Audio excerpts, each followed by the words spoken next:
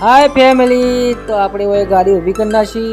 ઊભી કરીને સીધા જઈએ આપણે ચટિયા કપાવા. તો આપણા ચટિયા બહુ મોટા મોટા થઈ ગયા હતા અને અત્યારે ચાલે છે ઉનાળો એટલે ચટિયા થોડા નાના જોવા. અને આજ તો સીધો ટકલો કરી જ નાખવો હોય, કેમ કે બાલ બહુ મોટા થઈ ગયા. અને હંગાત ભાઈબંધને લઈને આવ્યો હું, એને આજ તો ટકલો કરી જ નાખવું. તો પહેરી ગયા આપણે દુકાનની અંદર અને આ બેઠા ભાઈ એ આપણા બાલ કાપશે. ભાઈ વ્યવસ્થિત કાપજો, એ ટાલ ના કરી નાખતા, મજાક કરતો હતો.